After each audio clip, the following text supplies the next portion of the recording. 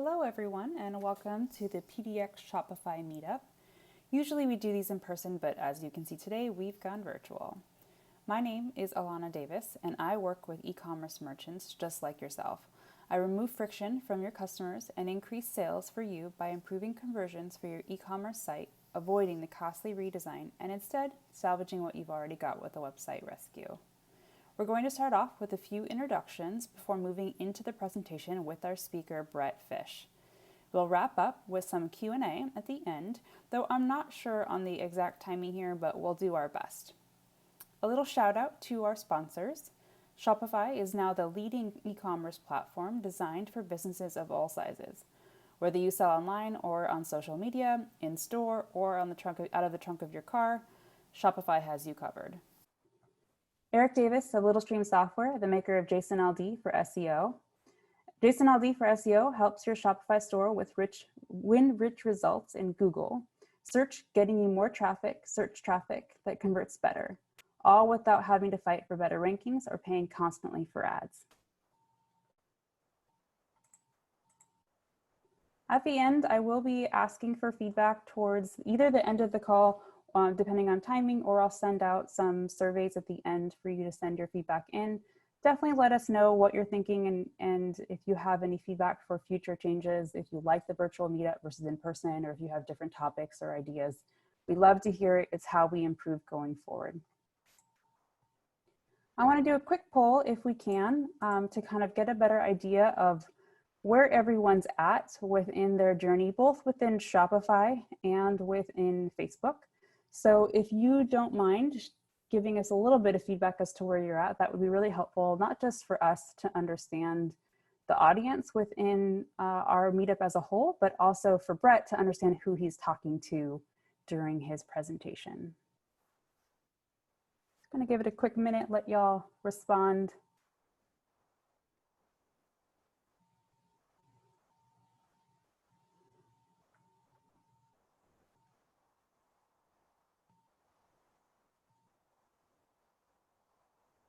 Looks like we have a handful of, most of us are current Shopify merchants. Some of us are just interested in learning a little bit more about it.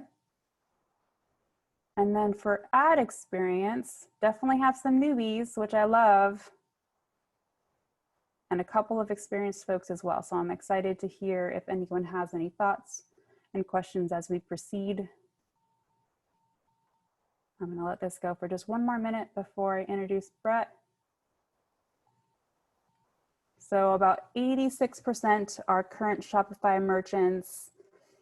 And then we have approximately 48% that are just starting out with Facebook ads and 28% with no online experience at all. So I think y'all will get a great benefit out of this presentation today. I'm looking forward to seeing what Brett has to share.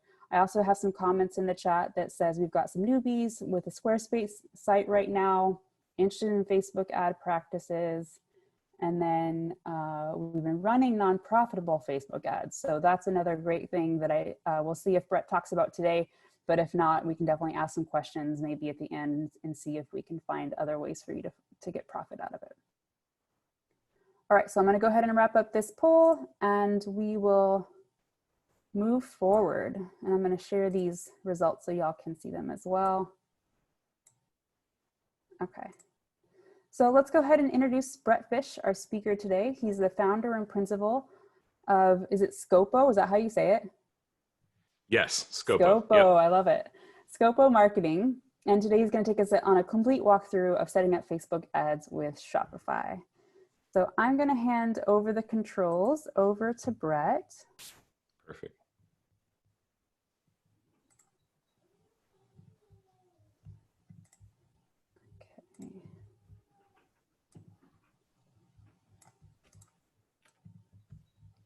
All right.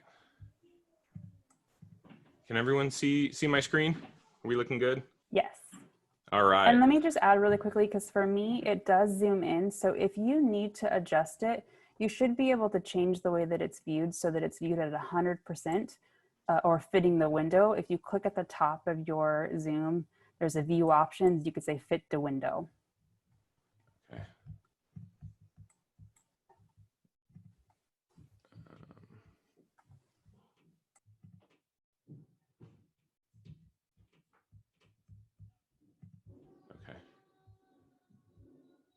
Let's see.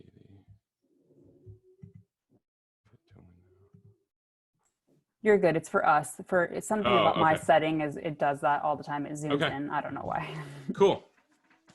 All right. Well, thank you everyone for being here. Thanks for having me. I'm looking forward to going through this.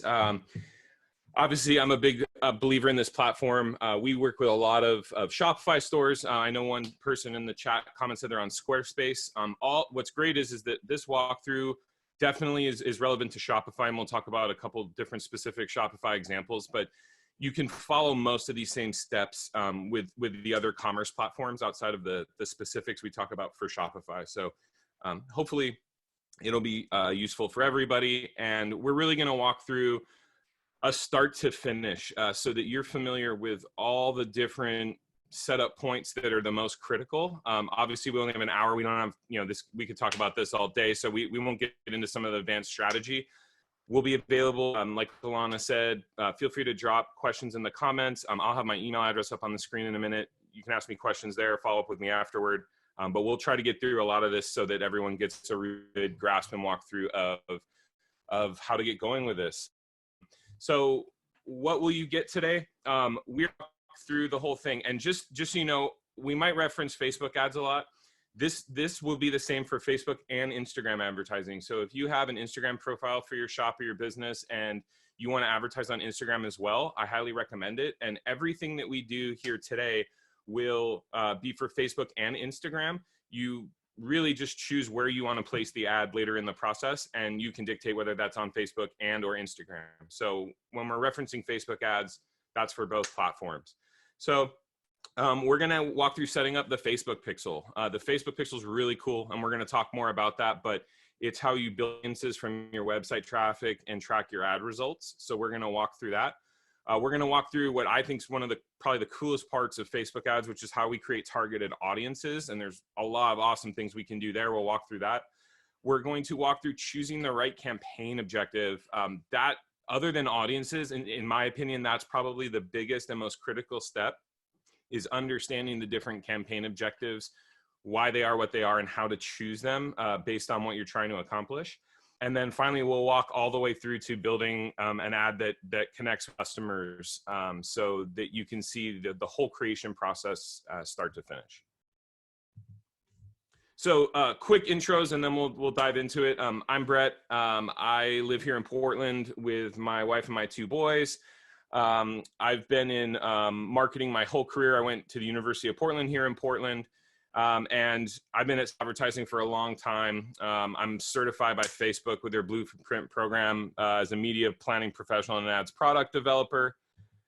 I started in sports marketing at Nike and held a couple other roles in marketing where we implemented social advertising on a national scale.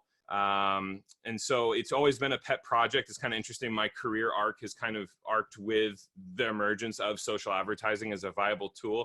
I always tell the quick story that it was really funny. I pitched social advertising to some clients very early in my career when Facebook ads were not cool and they were in the right column, like classified ads. And I kind of got the, proverbial pat on the head and, that's nice, young man. You play with your Facebook, but, stick to the classics. So it's really been interesting to see how Facebook ads has emerged as a channel. So a few years ago, I founded Scopo. I saw the potential of this platform. I saw the results it was bringing businesses in my roles that I held in marketing executive roles, as well as other businesses and kind of the whole landscape. And we got to work. Scopo is a Facebook marketing agency partner. We're a ManyChat agency partner, and we're also one of only 26, I think was my last check, Facebook marketing partners for technical services in the US. And really what that means is Facebook works with us. It pairs us with their advertisers to help them with technical implementation. So things like the Facebook pixel and product catalogs and some kind of the advanced side of the platform. A lot of those big advertisers and brands are Shopify stores. And in a short time we've been around, we've had the real pleasure of working with a bunch of really cool clients. You can see some of those logos on the board. A lot of these vendors that you're seeing on the board are Shopify stores. Even Omaze, that's kind of like an experience type website, is on the Shopify platform and uses Shopify. In fact, I think maybe only Pyology on this screen doesn't use it.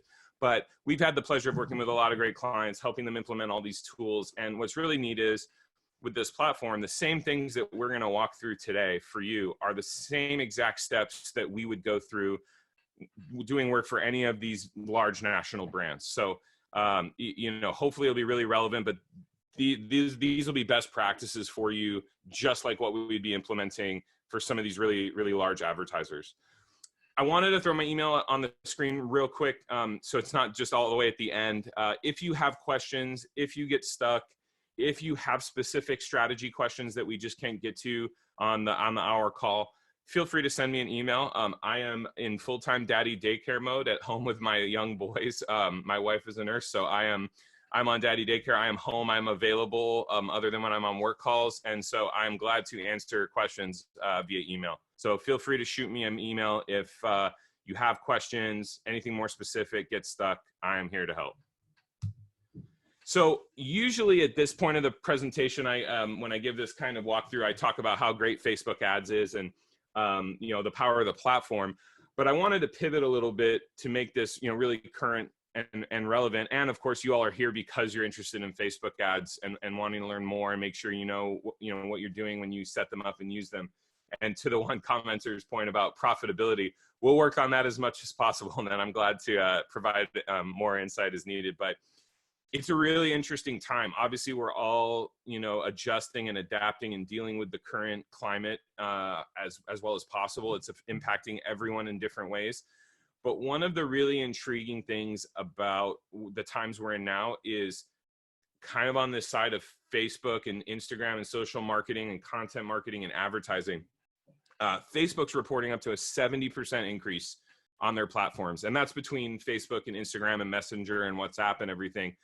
But there's more people at home than ever before. There's more people on social media than ever before. There's more people consuming content than ever before. The supply and the demand curve for Facebook advertising has really shifted. There are so many people on right now. There's so many ad impressions that we can deliver that it's a really cost-effective and efficient time to be reaching people with social advertising. One thing that's really interesting is a lot of big brands have actually pivoted. Probably right now, if you watch TV, you're probably seeing some of the ads now from some of the big brands on TV start to come on about that are specific to the COVID outbreak and the current climate.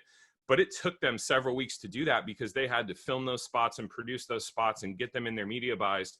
Whereas with Facebook ads and with digital advertising, for some of our clients, we had ads running within 2 or 3 days, right? From when this all started to really impact their customers. So really cool to see in a way, I don't think there's any really good outcomes of this, but it's really interesting to see the way marketing and advertising is pivoting and evolving through this time. So like we talked about, people at home, more people on social media, more people shopping online, right? That's the other big thing, especially with Shopify stores, is people are not going to retail stores. People are not going to grocery stores. Everything, for the most part, is being ordered online and purchased online right now. So it's a really intriguing time as a Shopify store owner or whatever commerce platform you're on to reach people, to let them know about your product in your store and to kind of connect your brand with them. But people are still buying.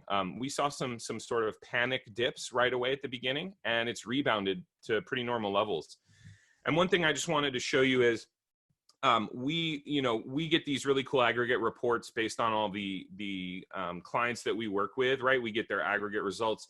This graph shows you CPM, and what CPM stands for is cost per 1,000 impressions. So what we are paying to reach 1,000 people with one of our ads. And what you can see is that, where we are right now, this is a weekly breakdown all the way back for 1 year to the beginning of April last year. And what you're seeing is right when the COVID outbreak really started at the beginning of March, there was this absolute plummet, right? There was this absolute dip as some advertisers were pulling their ads, some were scaling back. And now you see where we're kind of hovering around that $6 line. It's not like crazy historically low, because as you can see in the last year, right, there were some times where we kind of got down around there. But in the big picture of things, we're paying about $6 right now on average to reach every 1,000 people. And so it's a really effective and efficient time to be using Facebook advertising for your stores, for your businesses. You can see the big spike right there kind of in the middle around the holidays. That always happens. But you could see towards the beginning of the year, it was above, $8 approaching $9. And now we're down at that $6 range. So just to give you an idea of what this looks like from an actual data perspective, it's not just me spinning that. It's a good time to be using ads. The data shows it's really cost effective right now. So with that being said, we will dive in. I'm going to switch screens real quick, and we will dive into the Facebook Business Manager, which is the tool that we use. We'll also be showing some specific examples in Shopify of a couple things, plugging in the pixel. So let me switch over. Perfect. Okay, so this is the Facebook Business Manager, and this is the tool that we use to set up and run all of our advertising. The URL is business.facebook.com. Hopefully you have one of these set up. If you don't have one of these set up yet, an account here, that's okay. You possibly will get stuck at a couple points because they have some security protocols where you can't sign up for a business manager and then immediately start building audiences and doing some things. So if you get stuck, I know Alana's recording this. It'll be for reference later. And of course you can ask questions, but business.facebook.com is where you're going to want to head. You're going to want to hit this login button. Go ahead and log into Facebook. And that's just your personal login that you would use to log into the platform normally. And your business, if you have a business manager account, should be on one of these tiles. We'll go down to mine. I have a few in there. And this is your dashboard. This is the dashboard that's going to take you around. Now, one thing I'll tell you is there are a few visual kind of layouts of this business manager that are in the wild right now. They just updated the look and feel of this, and the one that you're seeing on my screen is the newer layout. If you have the older layout, that's okay. Everything that we're going to talk about is still there. It just might not be in the exact spots or in the exact, visual representation. So don't get hung up on that. Don't get worried about that. If you have a different kind of look and feel of this, follow along. You'll be able to reference the recording later, and all these sort of dashboards and things we're going to do are going to be in there. They're just going to maybe be located and look a little different for you. So the very first thing that we are going to do is we are going to set up a Facebook pixel if you don't have one already. If you do have one already, I'm going to have a couple little kind of, pro tips with the pixel. But real quick, we're going to set up a Facebook pixel. And to do that, we're going to go to the Events Manager right here.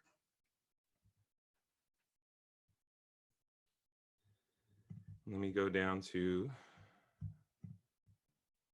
scope.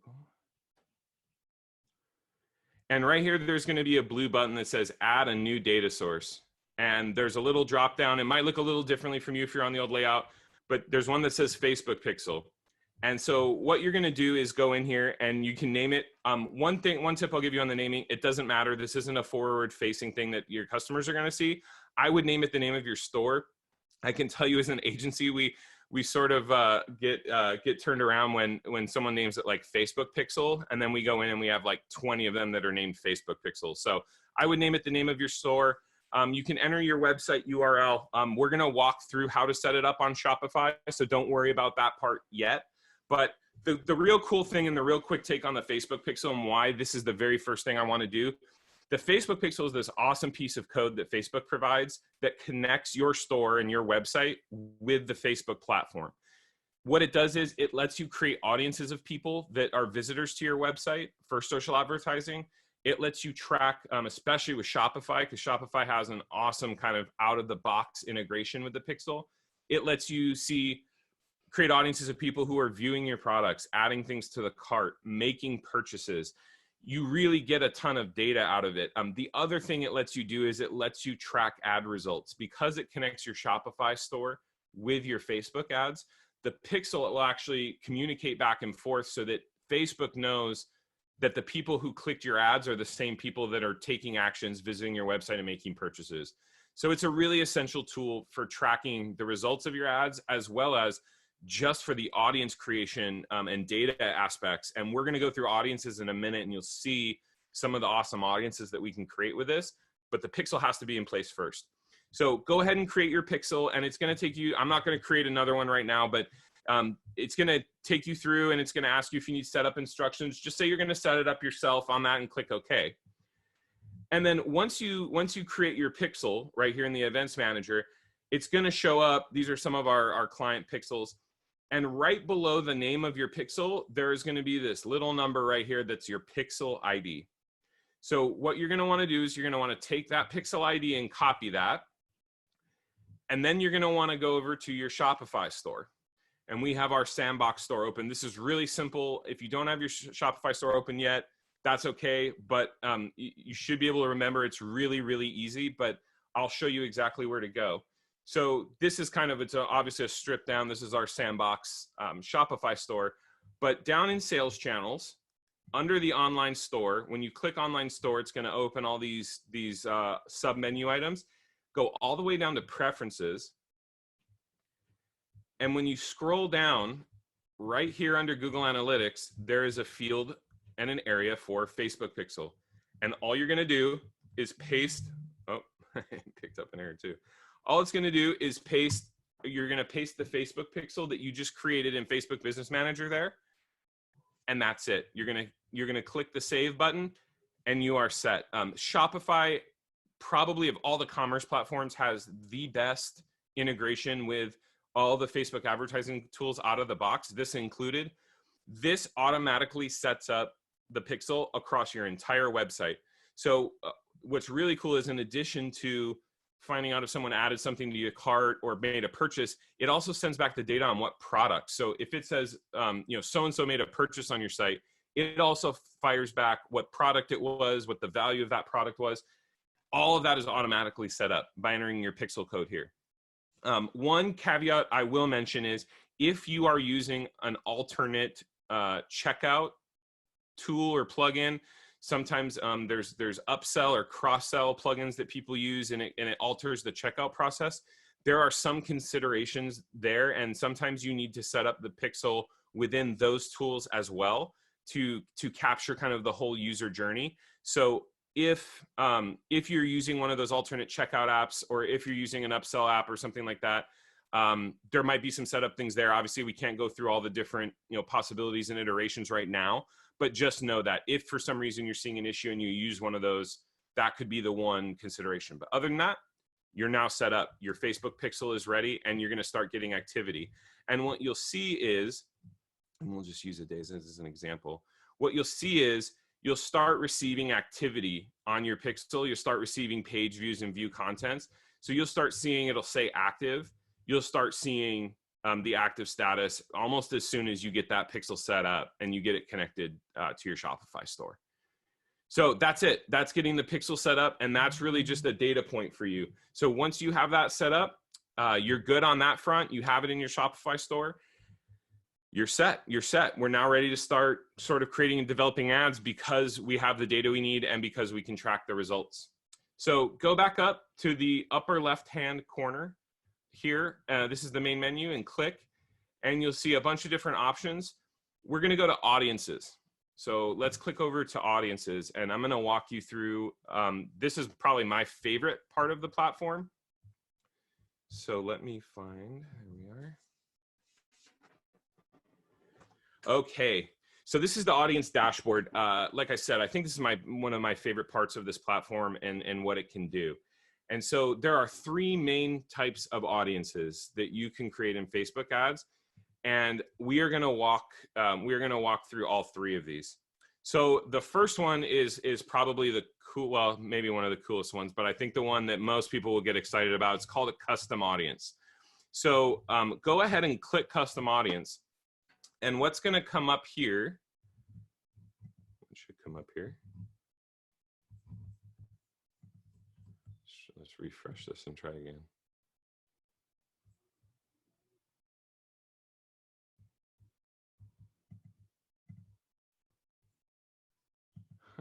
Oh, there we go. Okay, it was just being slow. So these are all the different types of custom audiences that you can create. And there's some really cool options. I'm actually going to start at the bottom and work our way up, because the last couple are the most, I think, relevant and will want the most attention from us. But if you look at the bottom section of using Facebook sources, you can create an audience of people who interact with your Facebook page. You can create an audience of people who engage or respond to your events, people who engage with your Instagram profile, people who've opened, if you've done any lead forms, one of those. Or another really cool one is people who have watched your videos. So for example, if you click video right here, you can come in and say, I want to target people who have watched at least 50% of one of my videos, multiple of videos, whatever it is. So you can just click here, and this will create an audience of everyone who's watched at least 50% of that video. It's pretty neat. And you can go back, it goes back as far as 365 days on these. Totally up to you. And there's some strategy there that we can't totally dive into today, but that's how you create an audience of people who have viewed your videos. It's really neat. And it's the same thing with Facebook and Instagram profiles. So let's just say Facebook, we can say that we want to create an audience of anyone who has like engaged with our Facebook page in the last year. You can get a little more specific down here. People have sent you messages. The top one will be the aggregate. And this is the same for Facebook and Instagram, but you can create targeting audiences for your ads of people that have engaged with you on social media, so that are a warm audience that know you and your brand. So that's really cool. So those are all some of the Facebook sources you can use. The two here in custom audiences that I really want to focus on are the top two listed there, the website and the customer list.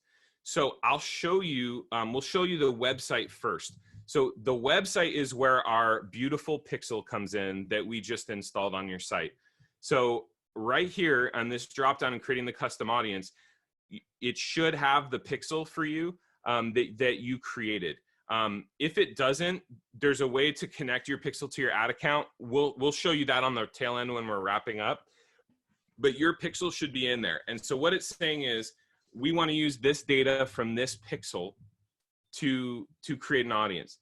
And this is where it gets really neat. You can come into this drop down here and say, I want to create an audience of all my website visitors. You can create an audience of people who visited specific pages on your website, so that visited a certain product or a certain product category. So for example, in your Shopify store, if you have a few categories of products and you want to serve a really relevant ad to someone who viewed like one type of category of product, like for example, like a kid's product or a baby product or something like that, you can choose URLs of either the category or the product pages for baby items and create an audience of people who have just looked at that product category. It's pretty neat. But the other cool thing that we can do is if we scroll down, mine only show, because I don't have a commerce on my site, you can choose pixel events on your site. And the two that I have showing are page view and leads. But what you can do is you can create an audience of people who have viewed content on your site, so have viewed a product, people who have added to the cart, people who have made a purchase. And so what's really cool is you can create, so if you want to create, I'm sure you've heard of the term retargeting. So if you want to create an audience of people who have added something to the cart but not made a purchase yet, you can do that. So I don't have those pixel fires in my pixel, but let's say I wanted to include an audience of everyone that viewed a page on my website in the last 30 days. And then I can right here where it says include or exclude, I can exclude all the people who filled out a lead in the last 30 days. And you can do that same process like for an add to cart and a purchase. So this audience that you would be creating could be, I want to target everyone who added something to their cart in the last 30 days, but did not make a purchase in the last 30 days. So it gets really cool. There's a lot of things and combinations that you can use here, and you can experiment. I would say as a blanket, the audiences that you want to probably be using at least out of the gate for your site are visitors of your website who have not made a purchase, and the people who have added to something to the cart but not made a purchase, because that's the classic like cart abandonment, cart retargeting audiences. So that's a quick look at the website custom audiences and the pixel and how That's how we use that beautiful pixel, is it's tracking all these different events that people can take.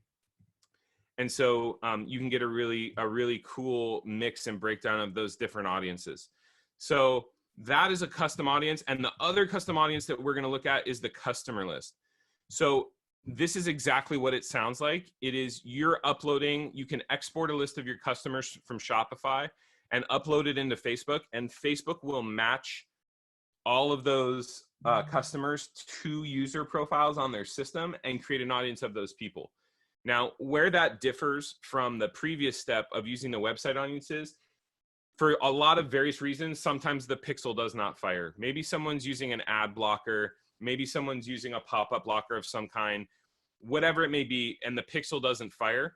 So you might miss some of your customers in that process. It is possible. So what the customer list does is it gives you that like comprehensive end game. Like, these are all the people who have purchased something from me on my Shopify store, and you can upload that list. Just as a note, right here on the right, you can see this is a very safe and secure process. Once you upload this list, Facebook does not have any of the individual data. The list is hashed, which just means it's kind of compiled into one big string of numbers and like a cryptic code.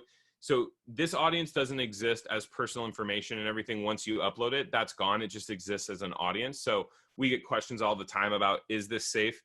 Yes, it is safe. Facebook's made sure it's safe. And we have major retailers and clients with, you know, hundreds of thousands of records that go through this process. So just a little reassurance there. But as you can see, the main things we want are an email address, a phone number, and a first and last name. You should probably have those things from anyone that's made a purchase from you on your Shopify store. But those are the main things that we want in a spreadsheet. The information needs to be in a CSV format spreadsheet, ideally. And that should be how the download comes. You can see on this screen, there's a template that you can get. I don't really use the templates in the formatting guidelines. It's pretty easy, and I'll show you why. It will map the data. So we'll walk through this real quick. If you hit next, it's going to ask you if you have a column for value. If you're doing a download or an export from your Shopify store or whatever commerce platform you're on with your customer list, if you can, and I would definitely recommend including like the purchase value of the order on there, because what Facebook does is when they create this audience, it'll identify those values and it'll create audiences for you of your most valuable customers, the customers that spent the most with you. So it's a really valuable thing to have. The list that we're going to demo does not have value in it, but if you do have values, I would definitely include them and then click yes right here so that Facebook can know which of those users in that list are your most valuable customers. So we're going to click next, and it's going to take you, here's where we upload our CSV. I'm going to navigate to mine. Oh, mine's in an XLS. Well, that's a whoops. But you can upload your list right here. Actually, let me just convert mine real quick, so that we can walk through this, because we're going to map those fields, and I'll show you exactly how to set up your customer list. So this is a real easy one. So let's just go into Excel and save as, switch this over to our friend CSV. Okay, awesome. And then we should be able to upload. There we go. And then you can name your audience whatever you want that to be, and click next. And this is where Facebook's going to map your data. So it says that there's two fields that are mapped, and it's already identified that email is this column and that phone number is this column. And you can go through here. If for some reason it's wrong, you can change it, but you just want to make sure that whatever's here is the correct identifier for the data in these columns. It says that one needs action, and it looks like that's a first name. So we're going to go down here and go to first name. And now we have we have the first name, we have an email, and we have a phone number, and you just hit upload and create. It's going to upload the list. And then one little tip here is that, so here's the list, and it says not available, that it's still populating. it takes a little time for Facebook to go through the system and match it. So if it says the size isn't available or it's still populating, give it probably an hour or two to populate that list and do the matching. But that's it. You have now created a custom audience list of people that have bought from you on Shopify. And you can use this audience in your targeting. You can target people who have made a purchase from you. You can use it as an exclusion like we showed. So we have that. The next custom audience, which builds off the ones we just went over, is what's called a lookalike audience. And these actually might be cooler than the custom audience, because what a lookalike audience is, Facebook will take that, so that audience that we just uploaded, that email list, Facebook will look at that audience and say, what are the common threads and the common traits within this profile group of everyone in that audience? And it will go out and find other users just like your list. So for example, if you upload your customer list, Facebook will go out, excuse me, and find all the similar users to your customers. No one knows exactly how they do that and line that up, but it's based on all the data they have, the pixel data they have on people, the platform data on interest and everything like that. So to create what's called the lookalike audience, so let's go back and we'll create, we'll go in and grab that list that we just made. Let's go down here so we can grab it off of. And you can upload the list here too if you hadn't done that yet, but you want to create your source, right? Like what source do you want to use? So customer list. And then the next thing it's going to ask you is the audience size. So this can get a little confusing, but essentially a 1% lookalike group is going to be the closely matched group to that audience that you used, right? So it's going to be the tightest relevance and the tightest correlation. Now, you can take this all the way up to 10%, right? Which would be the broadest lookalike you can create. You can even create multiple segments right here. So you can create a 0 to 1%, a 1 to 2%, a 2 to 3%.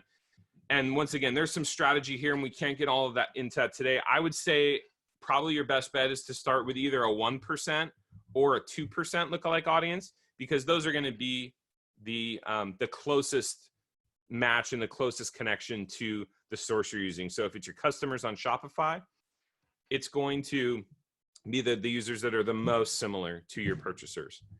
And you just go ahead and click create audience. And now you'll see right here, here's a 2% lookalike of my customer list. Same thing. It's going to take a minute to populate, but now you're going to have a lookalike audience of your customer list as well. The lookalike audiences are awesome if we're running what we call kind of cold ads. If we're running ads to people who have never heard of your brand, never heard of your product, because those are people who are like your customers, but they're not your customers, right? They've never heard of you. They're just similar. So it's a great audience to use if you want to kind of reach some new people.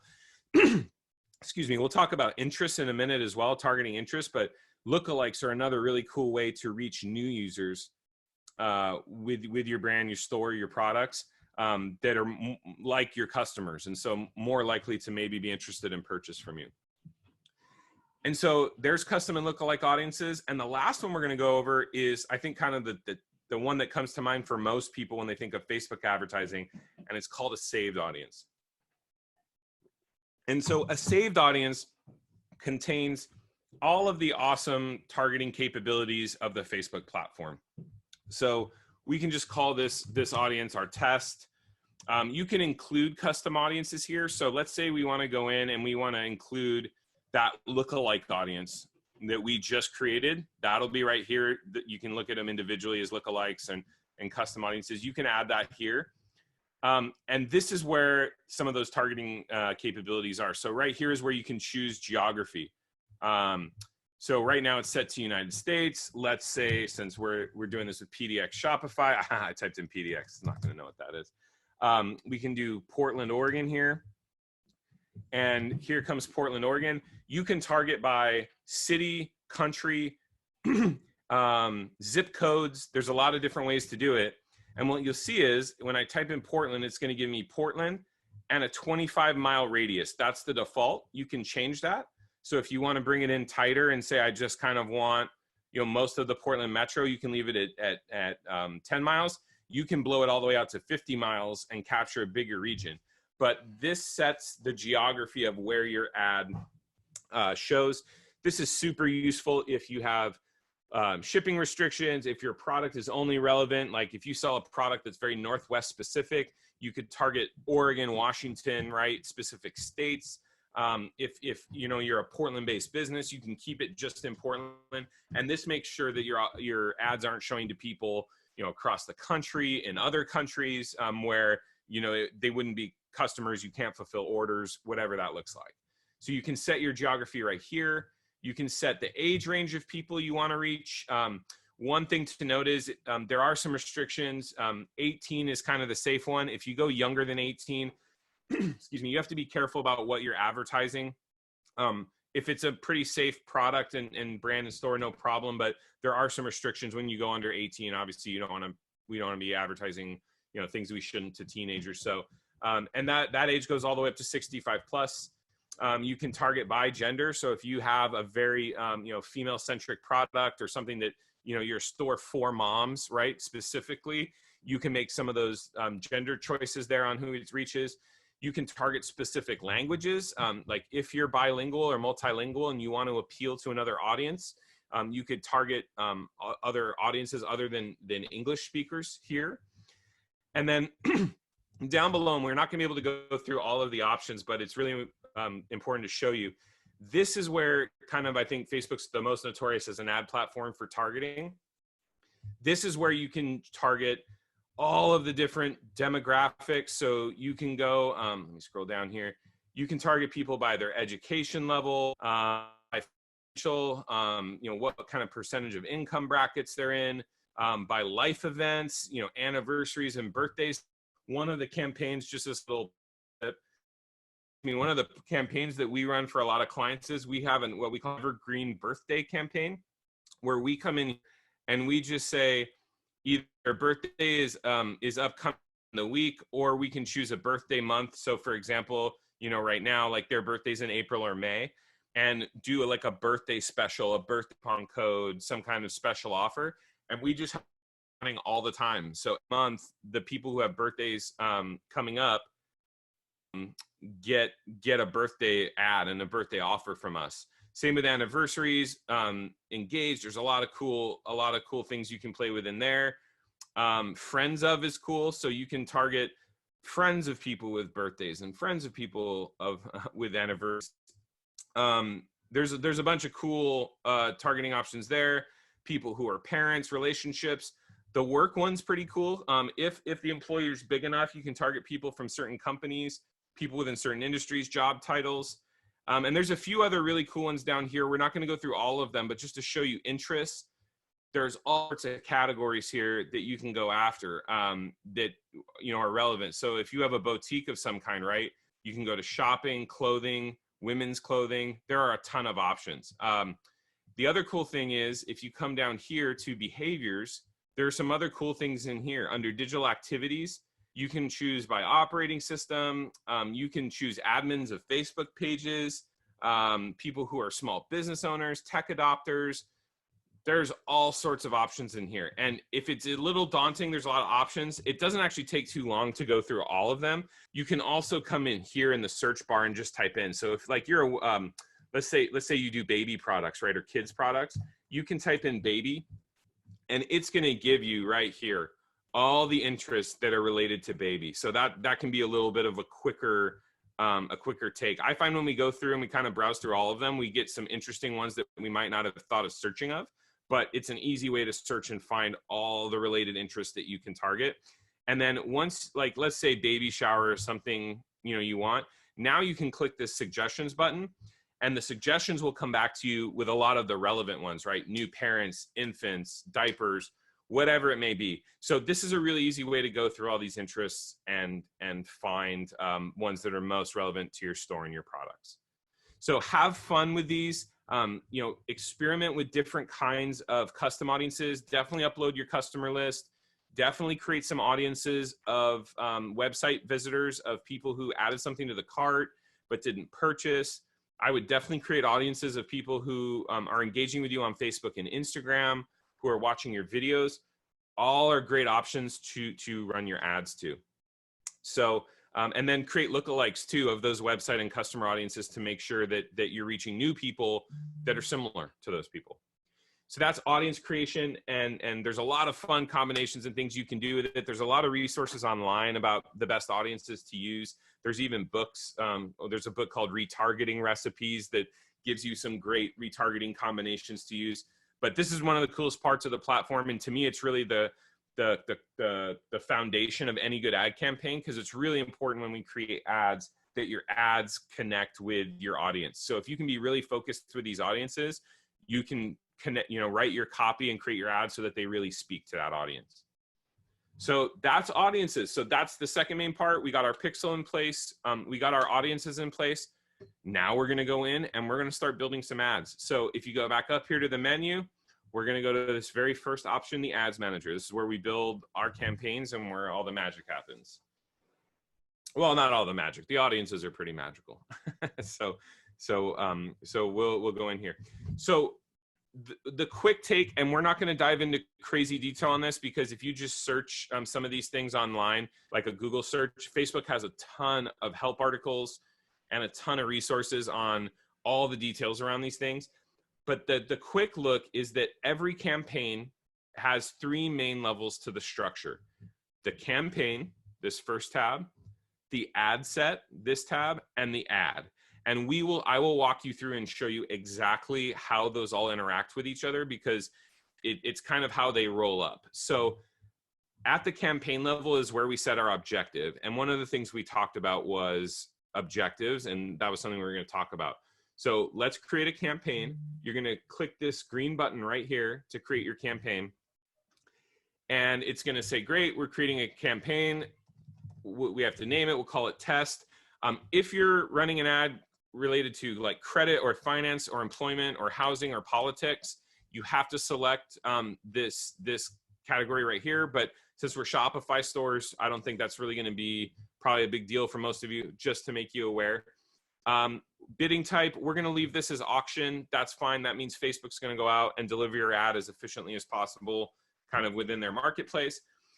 This is one of the big ones here: campaign objective. And so the best and quick explanation I can give you on how to choose a campaign objective is, what these objectives do is that Facebook goes out, and of their whole audience of all their users and everyone they're targeting, they have so much data now. They know the people that are most likely to take certain actions. So they know who's most likely to click a link, to visit your website, to purchase on your website, to video, to complete a lead. That's what these different options are for. And so the main ones, I'll walk you through a few of them that I think are the most critical.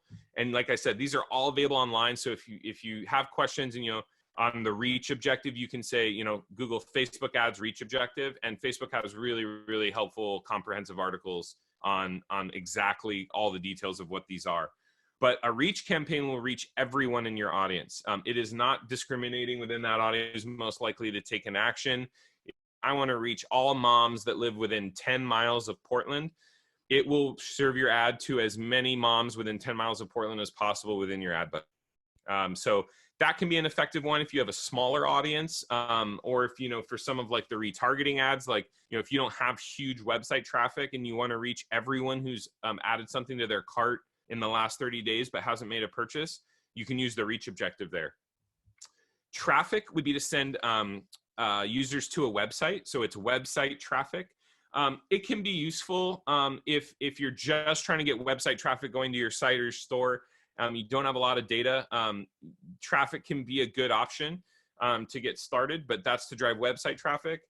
Video views. So if you have really good video content, I would highly recommend, video is such a consumable format. I'd highly recommend running a video campaign and video ads, and you would choose the video views option. That ad campaign will deliver to people who are most likely to watch a video on Facebook. Post engagement is exactly like what it sounds. Those would be people that are most likely to like or share or comment on a post.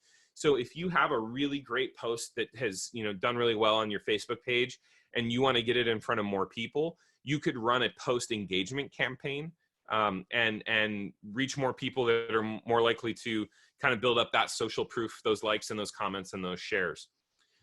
There is a page likes campaign. My best recommendation, I wouldn't run page like campaigns. The page like number is kind of a vanity metric. I think as Shopify merchants, we're all probably more focused on purchases on our website and driving purchase conversions.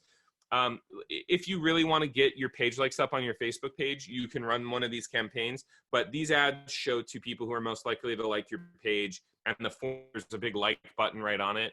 But we don't see it move the needle a lot for our clients and our business partners. So not one I would super recommend.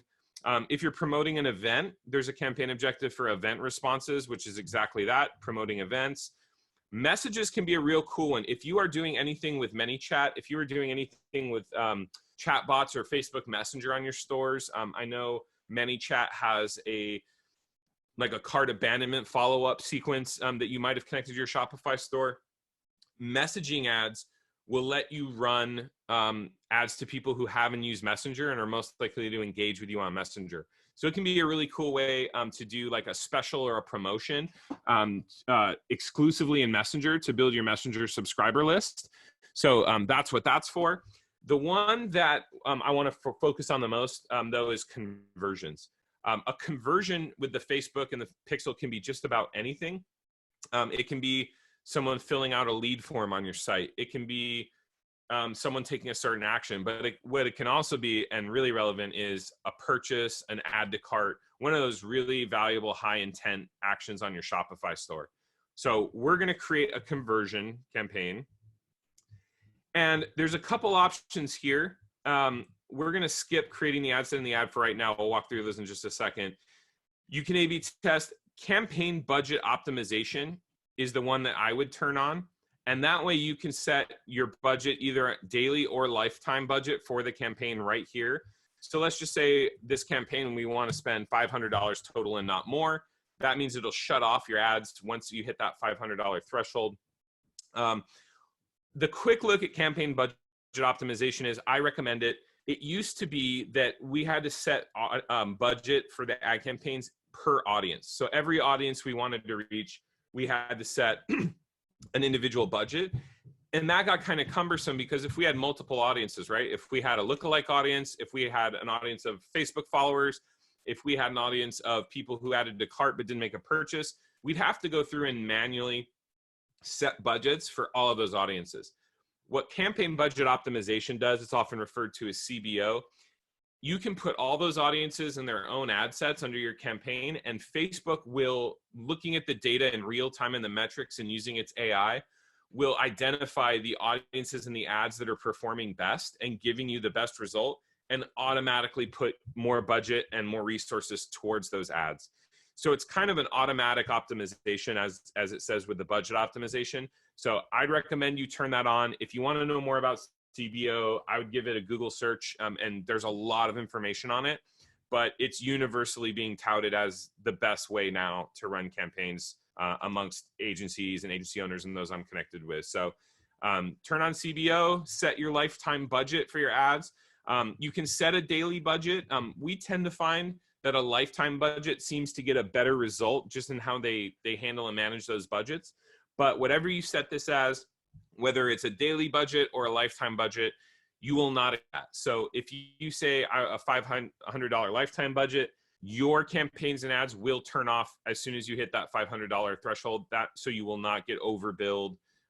You won't make any mistakes there. Same with the daily. As soon as you hit enough action, it'll shut off once you reach $100 a day. It doesn't guarantee that it will spend $100 a day. It just kind of depends on your audiences, but the upper threshold. So, okay, we've got our campaign lifetime budget of $500. Create that. We're going to save this to a draft. And right here now, here is our test. Here is our test campaign, our conversion campaign with our $500 lifetime budget we just created. So now that we have our test, we're going to edit this and we're going to create an ad set. So as I showed you in the tabs, the ad set is the level right underneath the campaigns. This is where we set our audiences. So we've created a campaign and said, it's a conversion campaign. We have a $500 lifetime budget. Now, who are we going to run this campaign to? So let's go ahead and create. And where it says right here, using our existing campaign for test. If you wanted to use another campaign, it'll be right here, but let's choose our test one. And we're going to call this one very originally test ad set. And we're going to save this one to draft. And as you can see, now you can see how the nesting under here. So here's our conversion campaign. Here's our ad set under that conversion campaign. And right here at the top, because we've chosen conversion, it's asking us what conversion event do you want to optimize for. So if you have your pixel set up on your Shopify store correctly, you should have a bunch of options in here. The one that you're probably going to want to optimize toward is purchase. So on your stores in here, there's going to be a per event somewhere. Here's purchase. I don't have a store on my web on events, but you would select the conversion objective. This ad will now run to everyone within your audience who is most likely to purchase. That will get better and more efficient. The more data you have for your pixel is, even if you're not running ads, right? Even if your pixel is just on your website and people are making purchases, Facebook is getting that data and it's learning, okay, this person made a purchase. This is one of our purchasers, right? These are our people. So you want to choose that purchase conversion objective. As you can see here, you can choose other objectives. If you want Messenger as your objective, you can choose that. But we want the website event of a purchase to target with this conversion campaign. So we're going to set that there. We won't dive into these settings too much because they're not super important, but dynamic creative is something you can turn on. Dynamic creative allows you to run, like if you want to test 3 different images, but you don't want to create 3 different ads, you can turn on dynamic creative and add all 3 of those images, and Facebook will kind of randomly and automatically rotate through them and show them randomly, and you'll be able to figure out which ones are working best. It can work. It's something to play with. It's the same thing as running an ad like we'll look at in a minute with a single image or a single video, but it just allows you more options. So if you want to test 2 different headlines in the same ad, you can do that with dynamic creative. So that's what that setting is. You can create an offer here. We actually don't create offers too much because that's an offer within the Facebook system. It's a little different than like a coupon code or a discount code. So we usually don't enable the. Right here is your budget and your schedule. Right here it's saying you set your budget at the campaign level. Remember, because we set it for our up here for our campaign budget optimization. So we'll come back. So our budget is set, and this lets you set your run date. So if you want, we set a lifetime budget on it, so it's not a daily and ongoing. So let's just say today's April 16th. We want to run our ads from April 16th. Oh, I'm sorry. I choose the start date, April 16th to May 16th. We'll choose May 16th. You can choose the specific times if it's going to be your native time zone. Your ads will run for 1 month. So that's how you set the timing. Really simple and straightforward. Here, this will look really familiar. This is the same screen that we were looking at for the saved audiences. So if you have a saved audience, so like one of my audiences that I use when we do some lead gen is like business owner job titles in the Portland area. So that's a saved audience that I created down with the interests and the demographics. I can just click that saved audience and it's automatically going to populate all that data that I chose. Alternatively, you can come back here and create a new audience.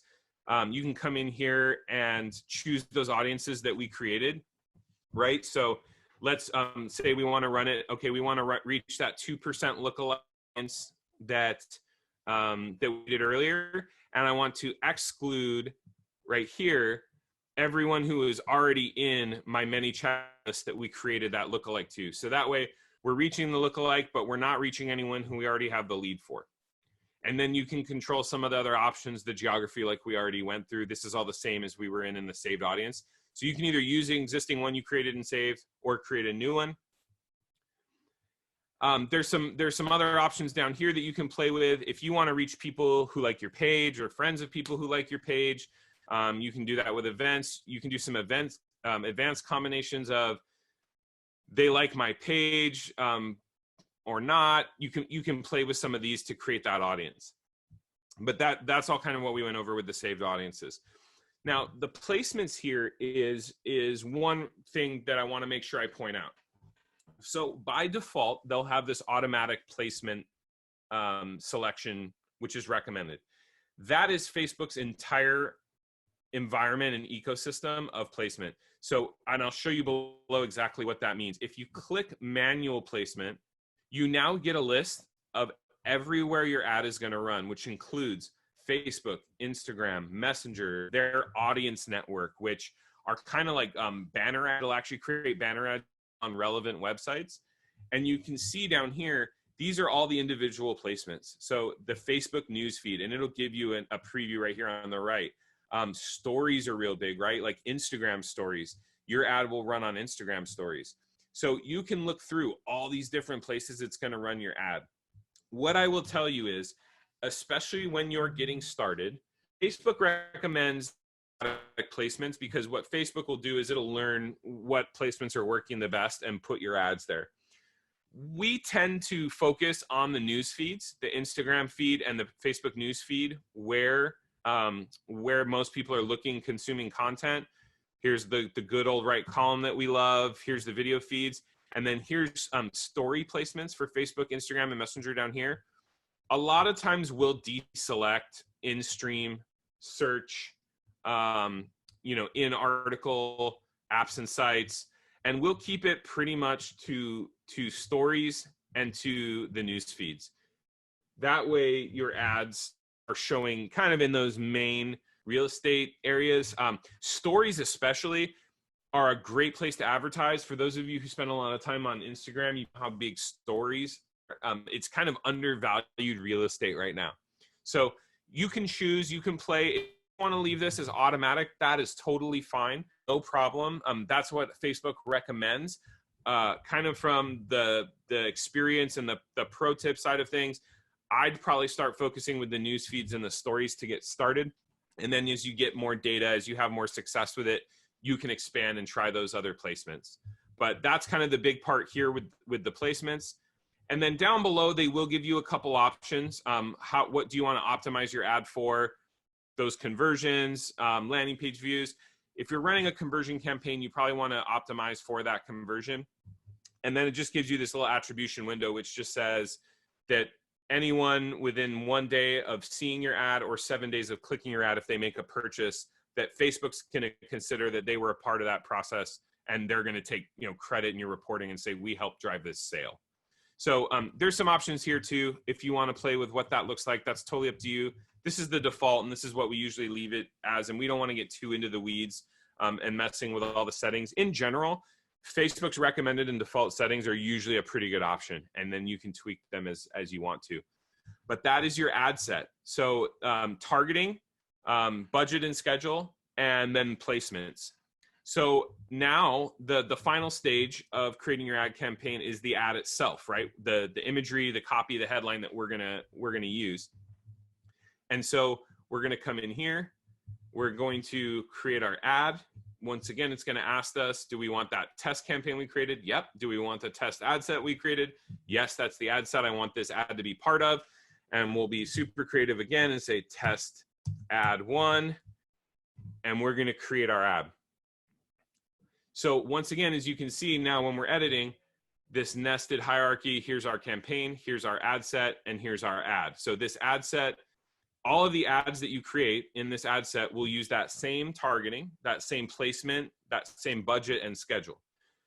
All of the ad sets, so this ad set that we chose was that lookalike audience. If we wanted this of our Facebook followers, it would fall under this campaign well. So you can kind of see how that hierarchy works. If you have more questions or if that's a little confusing, once again, I would do a quick Google search and search, Facebook ad campaign structure. They have awesome articles that walk you through every stage. It's graphical. They show you the breakdown. But if you can just kind of remember, at the campaign level, we set objective. At the ad set level, we set our targeting and our budget and our placements. And then at the ad level, we create our ads. But that's how we can create, 5 or 6 different ads to the same audience. is through this hierarchy. So we'll create one ad. When you're creating an ad, the first thing it's going to ask you is under identity. It's going to ask you, who's this ad running from? Every ad that you run has to come from a Facebook page and or an Instagram profile. So you can go in here, you can choose, you might only have one page, that's fine. I have a few in here, but you want to make sure it's the page you want to run the ad for, the page, your Facebook page from your Shopify store. And then you're going to come down here. Here's my Instagram profile. So you want to make sure you choose those. And here's where we create our ad. So there's two main ways that we can create an ad. We can either create an ad from scratch, right? Add our own image, add our own headline, add our own copy, or we can use an existing post. Like if you have an existing post, if you posted something on your Facebook page that was just super, super well received, you can click use existing post here and select, and you'll get a list of all of your Facebook posts, right? So we can go back and I don't know, just choose a random Instagram photo, and it'll pull in that photo and that post that you did as your ad automatically. So that's a cool way to repurpose maybe some of the content you've already created and posted, and that's connected well with your audience in an ad. You can also create, and what we'll do is we'll walk through creating our own ad. But just know that you can use an existing post, and it's really quick and easy to do that. So when we're creating our own post, it's going to ask us what kind of format. Do we want to use an image or a video? Do we want to use a carousel, which is the carousel are the three cards that you've seen on Facebook with a horizontal scroll. You can see an example here. Or you can do a collection. Collections are really cool for stores, and we're not going to be able to kind of go through those in that much detail today. But one of the things you can do with your Shopify store is you can upload your Shopify catalog to Facebook and create a Facebook product catalog. And then you can show your Facebook product catalog in a collection ad. I think it'll show a quick demo, maybe not. Yeah, because we don't have a product catalog set up. Maybe that's something we can do for another session down the road, or we can do in another way. But if you connect your Shopify catalog to Facebook, you can create these really cool collection ads to show off your catalog items. So we're going to choose the single image or video option for our ad. And then right here, it's going to say add media. So add the image or the video you want. And it's going to ask you, do you want to use one that's already in your account, or do you want to upload? If you want to upload an image, just like anything else, you can click here and upload it. Let's just grab this image here from one of the supplement clients that we work with. Cool. And it's going to say, here's how it's going to look in the feeds at the 1-to-1 ratio. And here's how it's going to look in stories. You can come in here and make specific adjustments to the image, each format. We're not going to be able to have time to walk through all that now, but just so you know, you can tweak your image, do some cropping and whatnot to make sure great on the placements you've chosen. So we select the image we want to run in our ad. Awesome. The image is showing up over here now in our preview. There we go. It's a nice square image. And so you can see the form of the ad taking shape. Here's our image. Our text is going to go up here. Here's the headline, the button. And so we'll walk through each of these options. And as you'll see on the right in the ad preview, it'll update this ad accordingly. So for the text, we'll keep really, really simple. We could probably do a whole session on copywriting, but we can say something like looking to feel better every day, use balanced greens. And you can put emojis in here. Let's say we want to use an emoji. This is just a little emoji extension for Chrome. But let's say we want to use this little plan emoji in there. Cool. We can put an emoji in our copy. So that's our text that goes up here. Headlines. The headline can be any hook, but let's just say, save 20% for a limited time. Sales and discounts and coupons are a great way to drive traffic off ads and insist shoppers. So if that's in the cards, you can definitely do that. People love coupon codes. It's updating our feed. There we go. And there's our headline, save 20% for a limited time. You can put a description right here. If you mouse over by the preview, you can see the ad, what it'll look like on different formats. right down here. It doesn't show up on mobile, but on desktop, here's where your description, so we can just be, here's a clever description, and that'll update our ad. And then you need to put in your website URL. This is going to be the address where you want this ad to go. So this can be your website. It can be a landing page, whatever that is. We'll just say balancegreens.com. Spelled it. And then this is the back end. This is where your ad will go. But then you have, there we go. Then it has what's called the display link, and the display link is what's actually going to show up in your ad. It can differ slightly from your website URL. You just have to be careful that they're close enough, because you can't take someone to some website and put a display link that's a completely different, they take that as like you're trying to dupe customers. So right here, you can see it automatically based on the URL I put in. There's our display link right there, balance green. So we're just going to keep that. And then you can change your call to action button. So let's go back. The mobile feed looks a little cleaner. So you can choose any of these buttons for your call to action. So if you're on a Shopify store, you're most likely going to want shop now. And boom, there's shop now. You've created an ad in just a few minutes. Like I said, you can use an existing post and not have to do any of this, or you see how quickly it goes to set it up yourself. And then right here, it says tracking. Our Facebook pixel is on. There's our pixel we created that we love so much. And that's going to be tracking all the activity from this ad. So that's it. We just created an ad. We think this ad looks great. We say, awesome. When you are ready to, if you just close everything we just did, here's our ad, and it's saved in a draft format. It's not published. It's not running live. It's simply sitting there waiting for you to decide what you want to do with it. When you are ready to publish, you go up right to this blue button right here, review and publish. And I have a whole bunch of junk in here, but we'll go and we'll say, we want this new test campaign that we just created. We want the test ad set, which is automatically selected because we selected that campaign. And then we want our test ad 1. I'm not going to publish these, so we run them as a live ad, but you hit the green publish button. It'll give you a status update right up here and say that it's publishing. And then as soon as it publishes, the status right here will move from in draft to in review. It takes Facebook usually about 24 to 48 hours to review an ad. So if you're coming up against a time crunch, do this ahead of time, right? If you know you're going to have a time crunch, you can schedule and say, I want to start running my ad a week from now, but go ahead and publish it now so it can get approved. Approvals have been moving pretty well, even with the whole COVID situation. The other thing you want to know is there's 2 layers of approval for Facebook ads. There's an automatic review that the system does that is computerized, and then there's a manual review. We do see situations where an ad gets denied, and the reason they give doesn't make sense. It's not a violation.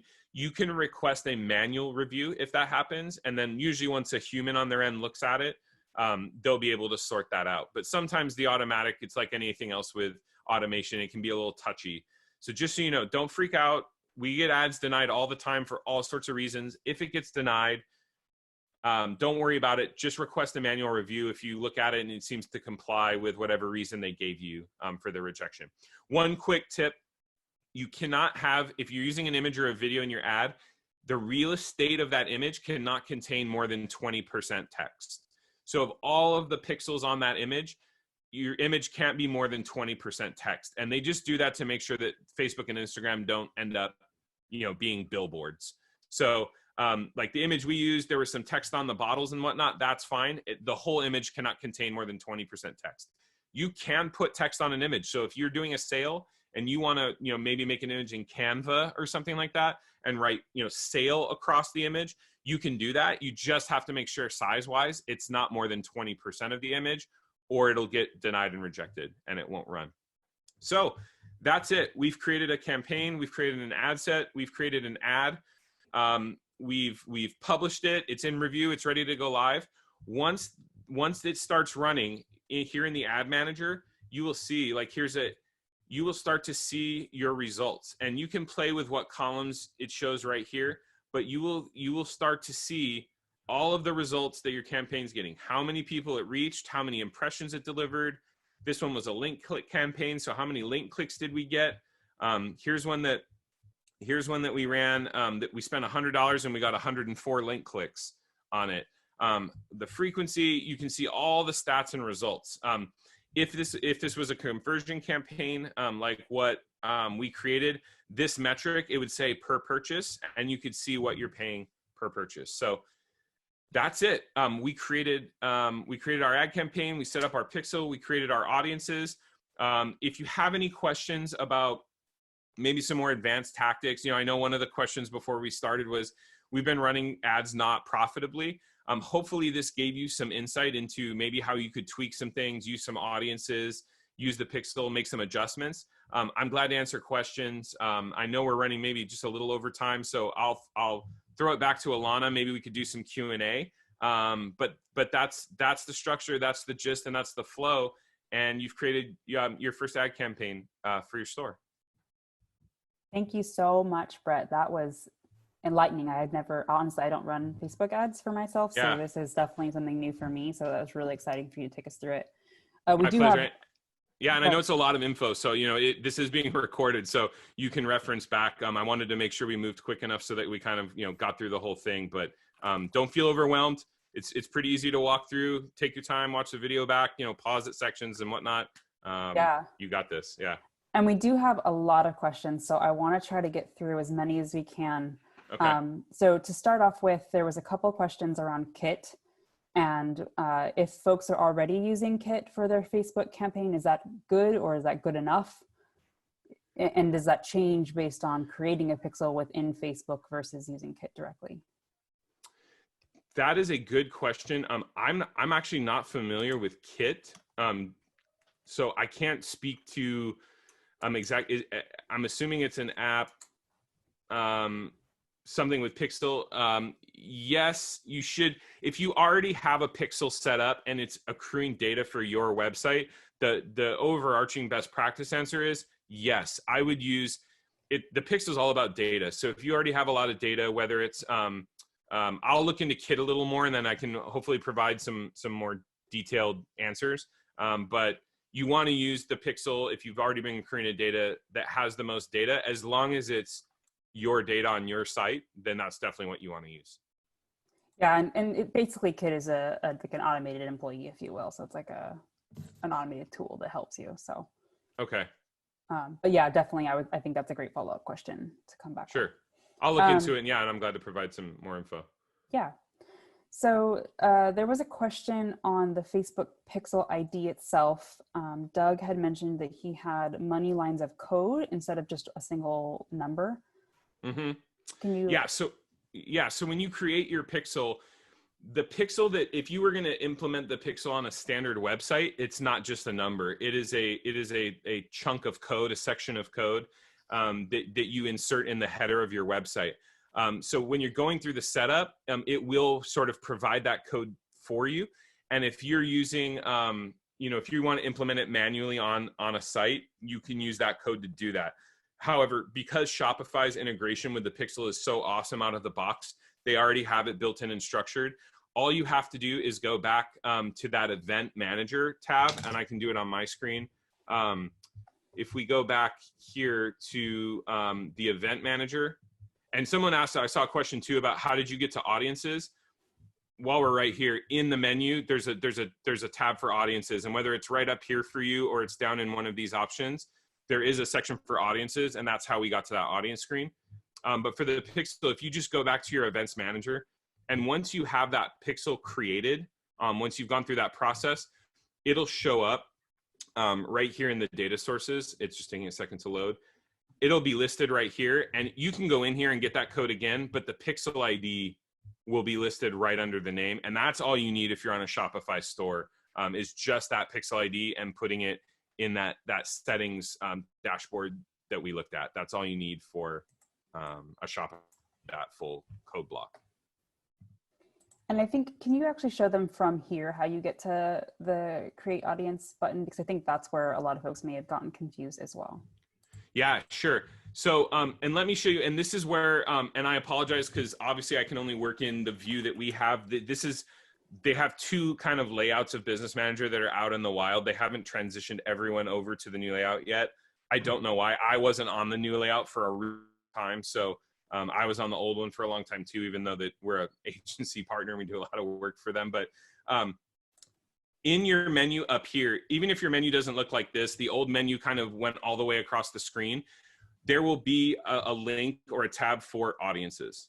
So somewhere in there, whether you see it in this view or the other view, go ahead and click audiences, and it's going to load an audience page. And once again, I apologize. The view might look a little different in how you create an audience, but on this screen, there will be a button somewhere to create an audience. Here's this blue button right here, and you can choose if you want that custom audience or to do a lookalike or a saved audience. But that's where you will get to it, and you can choose your option and go from there. It might not be this exact layout, but on the audience sort of page and dashboard screen, there will be a button and there will be an option somewhere to create an audience there. Thank you. Yeah. Austin had asked a question, when in create custom audience, how can I change the pixel ID? I think I put my personal ID and not the ID that is linked to my site.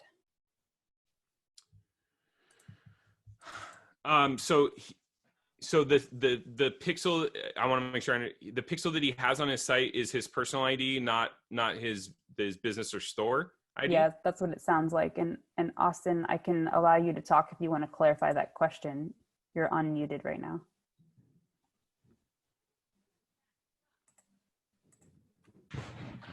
Hello. Hi. Hi, Austin. How's it going? Thanks for bringing me in. I was just initially confused when I went to create the custom audience and you go to the website source. Mm-hmm. I think that I had initially put in the incorrect ID information because it wasn't pulling in like all the metrics from the Shopify since we linked it. Okay. And I just wasn't sure if there was a way to update that. Yeah, so let me show you two quick things. I'll make this really quick. If you go all the way up to the top, all the way to the right in Business Manager, there's this little gear. If you click Business Settings, this gives you a list here of like different assets. If you go down to Data Sources and Pixels, if you click that, this will give you a list of all the different pixels that you have. I obviously have a lot in here. If you click your pixel, there's a button right here, Add Assets. And you can connect the ad account that you're using to that pixel. Sometimes that's something that we see. So if you want to use pixel with that ad account, make sure when on your pixel screen right here, so we've chosen our pixel, you go to Add Assets and you find the account, the ad account right here that you want it connected with and synced with. Make sure that's selected and hit Add, and that'll make sure that your pixel and your ad account are connected. And then to your point, going back to audiences, as long as those two things are connected, let me go back down here.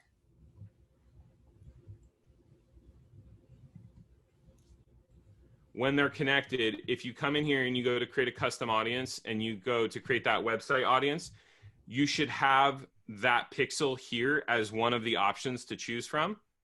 And then once you select that pixel, then any data options for that pixel will be available below. Got it. It should be there as long as you connect them like we just went through. As long as you have them connected, it should be there as an option to select. And then you can just toggle back and forth.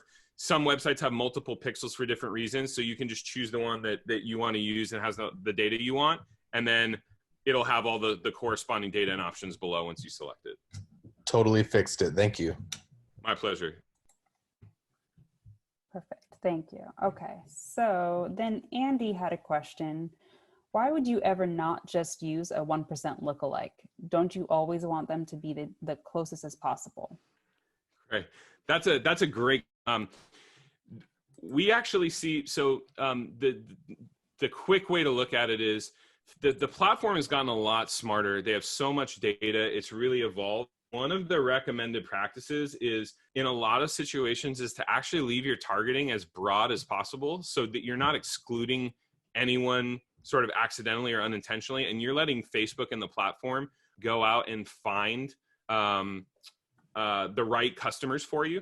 And so, yeah, a 1% is going to be the closest match to your audience. But we very, very frequently see, and we use with clients, much bigger lookalikes. Usually a 1% lookalike is about 2.5 million people, which seems like a huge audience, and in general it is. But we see situations all the time, especially businesses that have been advertising for years at bigger budgets. We can start to actually saturate some of those smaller audiences.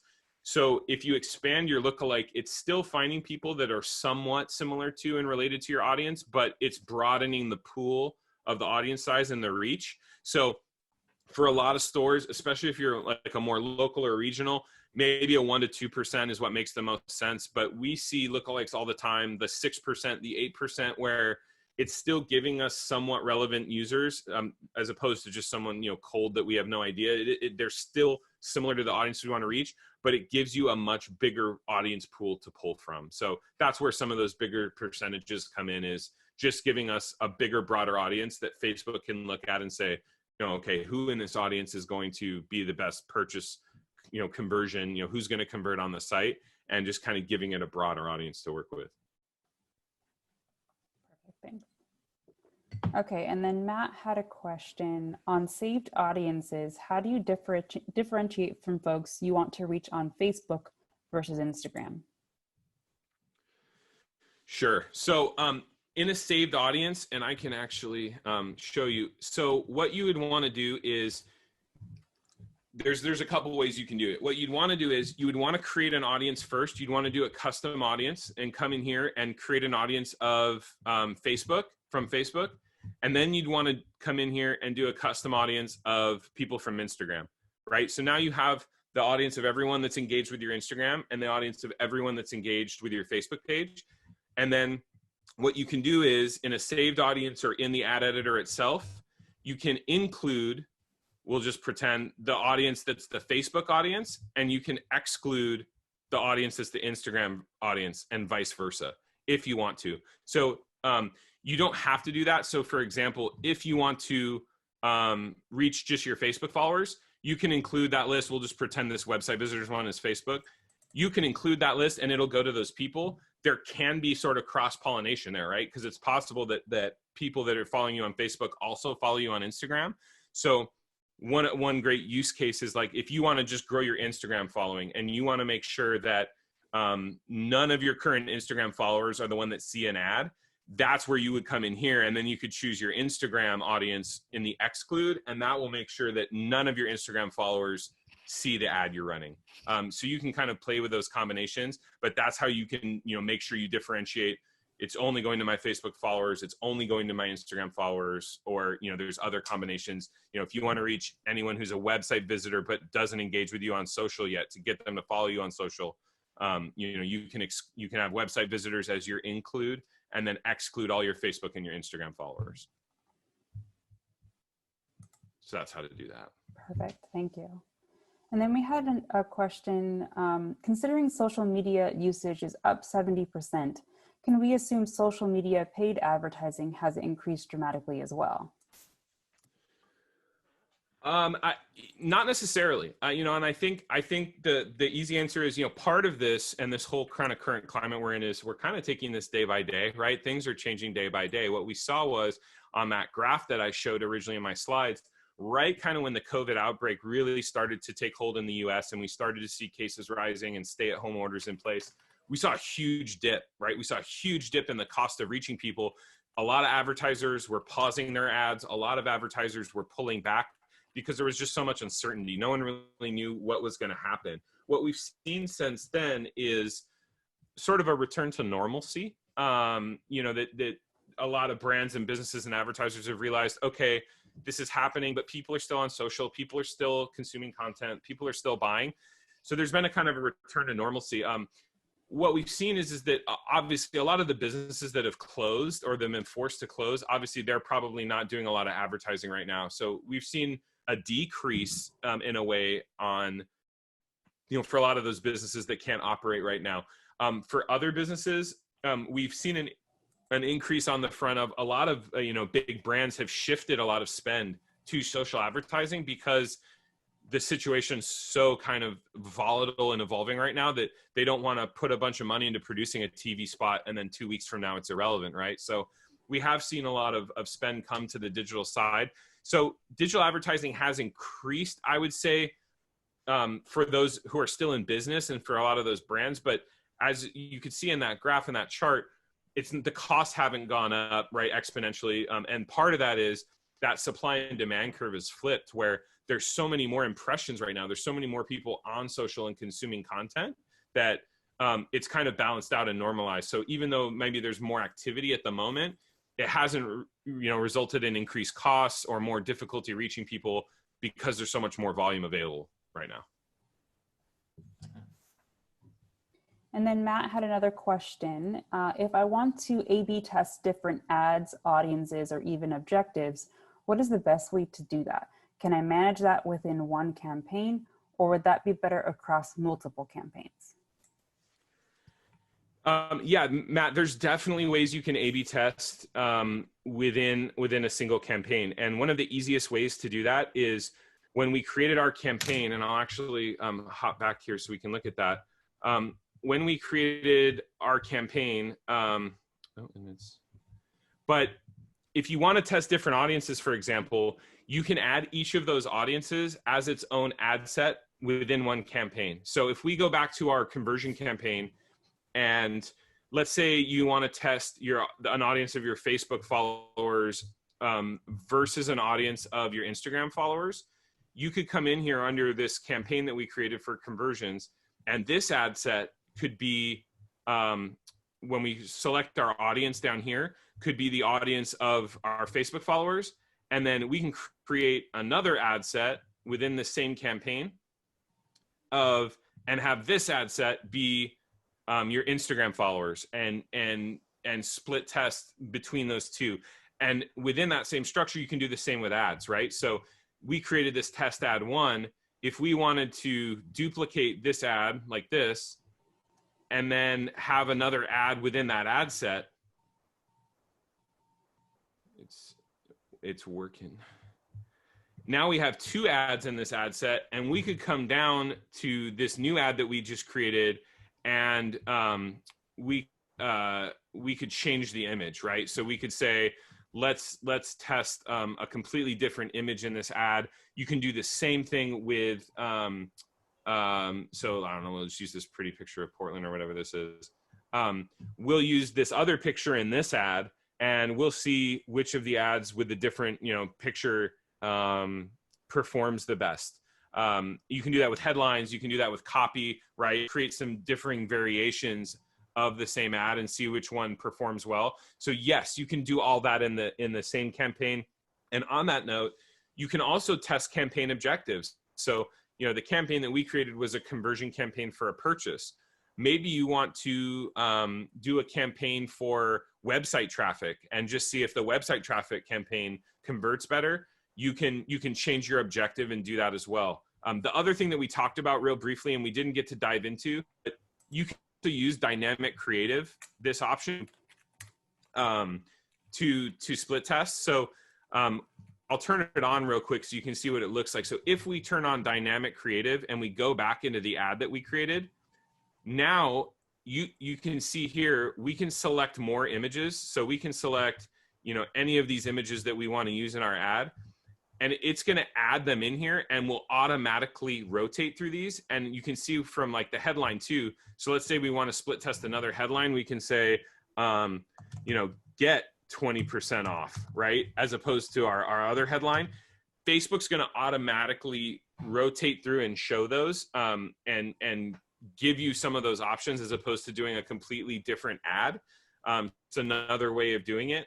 And then if you're running one of those ads, you can come in here to the ads manager, and there's this breakdown. And if you click breakdown, you can go to buy dynamic creative asset. And this ad isn't a creative asset yet, but right here you can see, you can look at the breakdown by what image you used, what website URL, what head, the call to action button, whatever it is you're testing in the dynamic ad, and see which of those combinations and options performed best. So A/B testing is kind of a big topic. There's a bunch of different ways to do it, but those are the main ones, either creating, multiple ads, differing assets, or multiple audiences within the same campaign, or you can use the dynamic creative on the ad side to test that. Perfect. And then Bart asked a question. Pinterest seems to be putting on a major push to have brands advertise. I would be interested in an opinion on the relative value between Facebook and Pinterest for stores selling consumer-oriented products. Yeah, what I can tell you is we don't do a ton of Pinterest advertising. I have been in their ad platform, and it's, I don't think not a coincidence that it's very similar to the Facebook kind of advertising structure. My quick answer is if a product is relevant and connects well on Pinterest, I think, it'd be definitely worth trying a Pinterest campaign to see what it does for you. We don't run a lot of Pinterest ad campaigns for our clients, so I can't speak from a data perspective on that. But if you're on Pinterest, if you have a big following, if your content and your products get engagement there, it would be worth it. What I would tell you is of course they want to advertise there, right? That's how all these social networks, really that's where their profit centers are and where they make their money is on advertising. And as long as it works, that's great, and it works for everybody. So I'm not surprised that they're kind of making a push to monetize it and to have you run ads. And if organically what you're doing on Pinterest is working, that's great. I'm always a fan of test, right? So go ahead and test and see what it does for you. Maybe even do a test on Facebook and a test on Pinterest and see, are the returns better, are the efficiencies better on one or the other? But I definitely think it would be worth a shot if you have a product in a store and a brand that's, connecting on Pinterest. And then he had another question around what is a rational budget for a first test?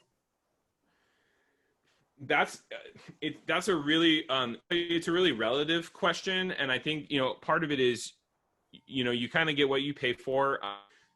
I would usually recommend, if you're just getting started, I would say ballpark maybe like $500 or $600 if possible, maybe over the course of a month or a campaign to test. And we run tests sometimes, and we start as little as like $5 a day just to see. And that's what the platform is that you have that flexibility, right? You're not locked into some spend. You don't have to commit to a month, whatever it is.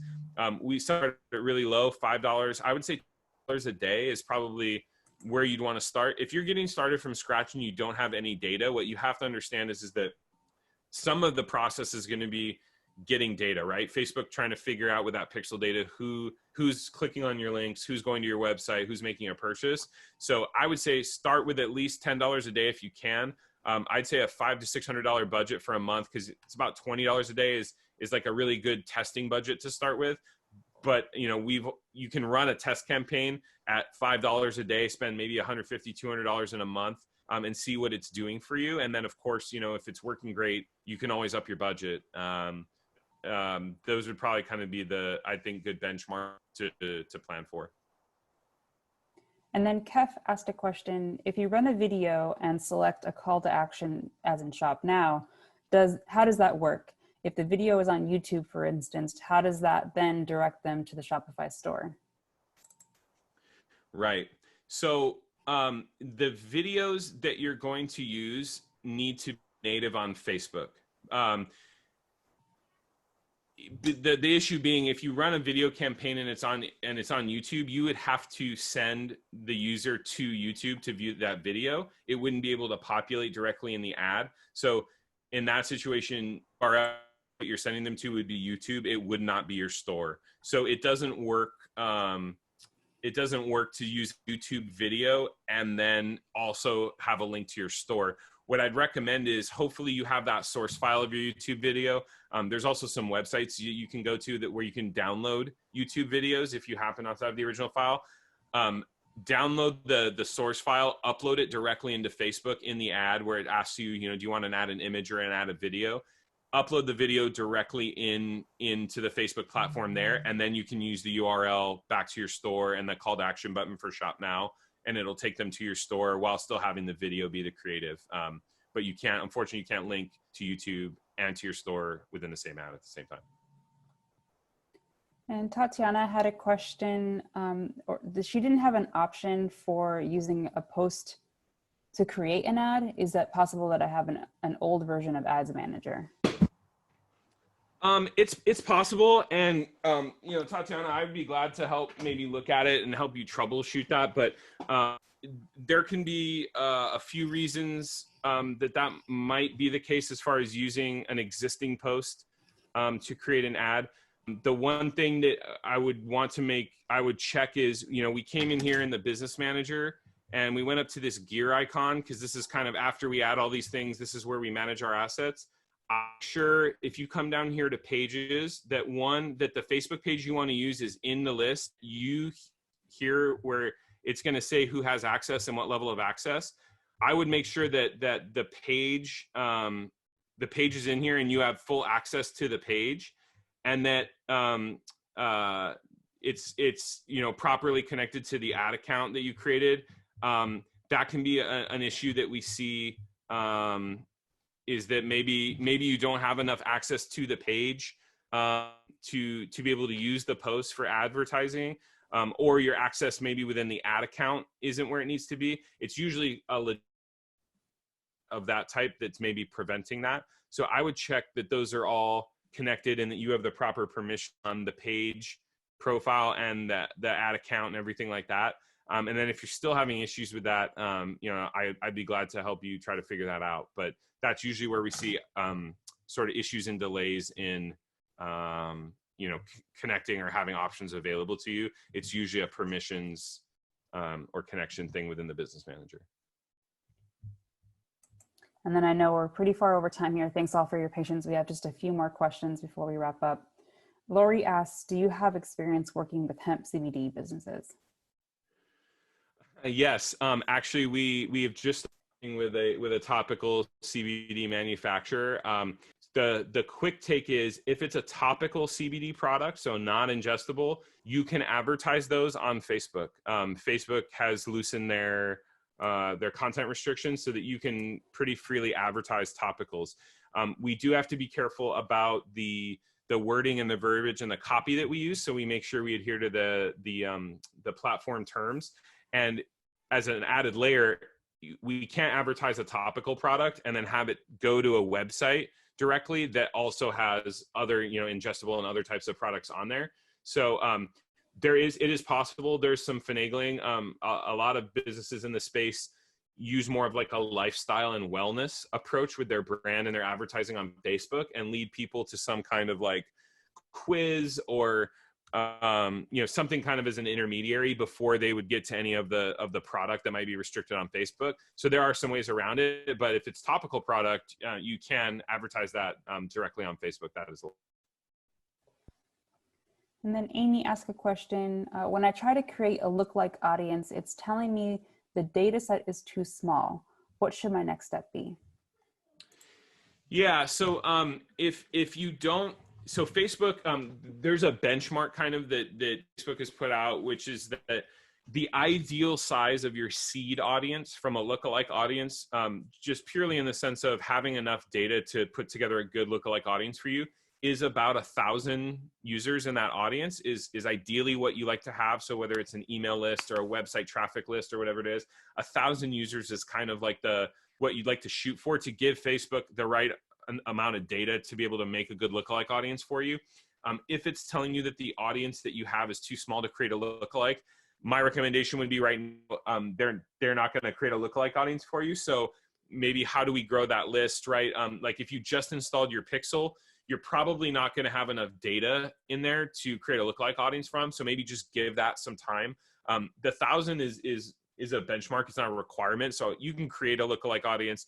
I'm actually not sure what the lower limit is, like what the bare minimum is, but if you can get that list up, maybe 400 or 500 people, you could probably create a lookalike audience. But the lookalike audience is going to be the most accurate and the most beneficial if you have, if you tend to have like 1,000 people or more in the seed audience you're creating it from. And then Josh asked, I created a pixel at the beginning of the webinar, and when I went to paste it into my Shopify store, there was already a pixel number there. but I do not see that I have more than one pixel created in my business manager. Any ideas? Yeah, Josh. So that can be a few things. If you've only had one business manager and you're only seeing one pixel in your business manager, and that is not the pixel that's on your site, there's no official way to sort of like look up. There's not like a pixel index, so to find out who owns that pixel. It could have been inserted by there's some apps and tools that some Shopify stores use. I think there's one called, I want to say it's called Yopto, but there's some apps and tools that use the pixel that it might have been installed there. You know, I would see if you could find out the pixels coming from. If the pixel that you just created and you don't know of another pixel, it's not in your business manager, you've got there's no like partner agencies or partner app you're working with on the pixel. You might either want to figure it out, or if the thing is, if you're not using the pixel in any way right now, if you just created one, it might be worth it just to put your new pixel that you created that you control in there. Somewhere, somehow, someone is getting that data, is getting your pixel data. That doesn't necessarily mean it's a bad or a malicious thing. It can happen in a lot of ways, but you're not the one that's getting it from your question. So I would just see if you can do a little investigation, see maybe where that pixel came from. And if you can't determine that, then I'd say you'd probably be safe to put the new pixel ID in there that you just created. So it's your data and you have control of it and you own it. Suppose you could also remove it, like copy and paste it someplace else. And then when someone's like, hey, that thing I was using is gone now. And they'd be like, now you know where it comes from. Yeah, absolutely. Yeah, it's hard to say. Unfortunately, there's no way to like look up a pixel ID and see who owns it.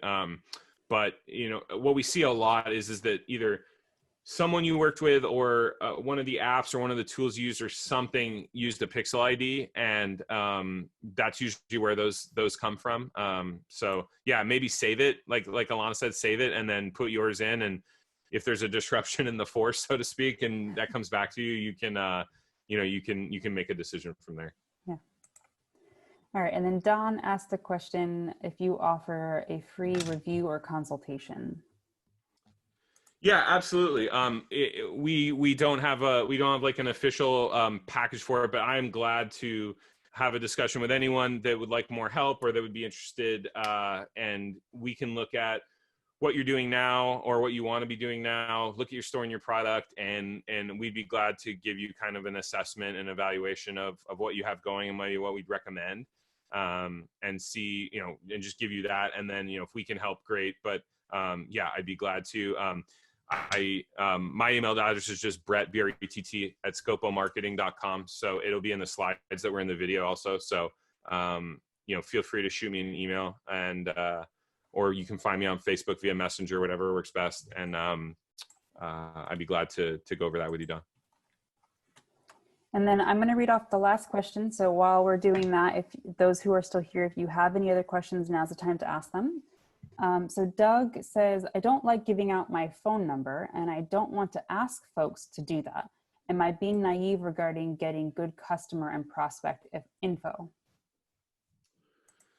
No, and I totally understand that. What I can tell you, Don, is we usually are focused on name and email, right? I mean, that's really one, because I think a lot of people share those privacy concerns. It's a specific situation where they prefer to be read text message or something like that, and then it would be logical to ask for their phone number. The thing, especially, and I think the question is probably related to kind of how we're creating that customer upload list audience. We don't have to have a phone number. We try to give Facebook as much data as we can so that it can match as many people as possible. But if you're just getting name and email, I think you're in a pretty good position. If phone number makes sense and you're going to use the phone number, I think is really the big thing. Like, are you going to use it to communicate? If you're not going to be communicating, you're not going to be using it, to text message, it's nice to have a phone number, but it is one of those things where every field, additional field you have and you ask for, you drop, your conversion rate for that same reason. People saying, I don't want to give my phone number. So if you don't have a real plan for using it, I wouldn't worry about capturing it. And usually, as long as you have a name and an email, that's where the pixel comes in too. and why we wanted to make sure we have that installed on your site is then you're not reliant on them submitting their information. Then as long as they're a Facebook user, if they visit your site, you have them in a pixeled audience, right? Whether that's people who have visited your website or whatever it is. So that's another way to kind of stay connected and reach out to them without having to capture a phone number. So no, I don't think it's anything you're missing. Like I said, if it's relevant to you, great, capture phone numbers. But if it's not, then you're missing out on too much by not having them. Wonderful. Well, it looks like that's the last question. So I want to send a big shout out to Brett. Thank you so much for this tutorial. It was so enlightening, even for myself. As I said, I don't ever run ads. So, you know, getting to look at that little view is really awesome. So thank you so much. And I have shared Brett's email into the chat. I'll be sending out a feedback follow-up form, hopefully today or tomorrow. And in that, I'll also include Brett's email in case you need to get a hold of him. But do please give us some feedback so that we make sure that we continue to improve going forward and determine if we should do another virtual event or wait until we're able to meet in person. So thank you everyone for attending. Thank you, Brett. And we will talk with you all soon. Sounds great. Thanks for having me. It was fun. Thank you.